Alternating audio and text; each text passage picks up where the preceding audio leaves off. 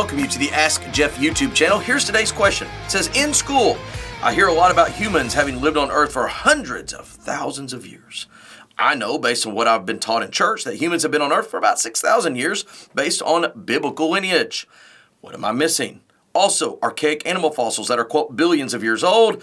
Would love some clarity on this topic. Thank you. You're welcome. All right, so whoever you are, you obviously are still at school at some level. That doesn't necessarily tell me what your age is, because people go to school at all stages and ages of their life. How do we reconcile the biblical record that humanity's only been here for 6,000-ish years, and a lot of other things out there saying, well, maybe it's been hundreds of thousands or even millions of years? Now, I think the best way to answer this question, outside of just believe what the Bible says, is that we've got to go back to Genesis chapter 6 through 9. You say, why do we go back there? Because that's Noah's flood. And I want you to think about the world pre-flood and the world post-flood.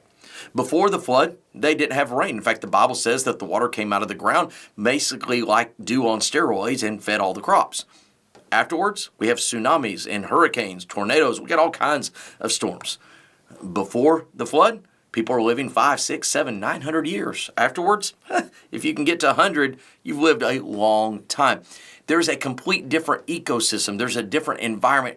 In fact, one of the things that I would argue from a scientific perspective is what we often use to date things is called carbon dating.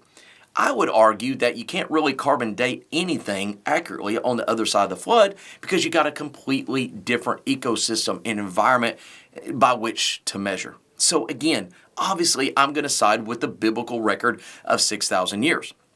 So how do we rectify some skull that's 200,000 years of age according to carbon-14 dating? Same reason, is once you get on the other side of that flood, I do not believe that we can accurately tell what they may and or may not be in age. All that being said, I'm not going to argue with the Bible on anything, much less this, but let me remind you, the Bible is not a scientific textbook, okay? It does not tell us the specifics of all these things. But what it does do is keep us between the ditches.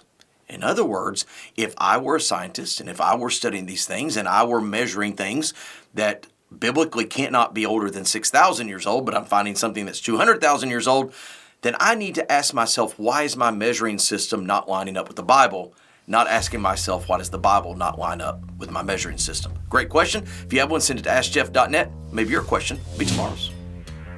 Thanks for being a part of today's daily question. Now, we answer a question each and every day. Please feel free to submit a new question at AskJeff.net. We may not have gotten to yours today, but we eventually will continue to be a part of this. Subscribe so you don't miss out on a question every day.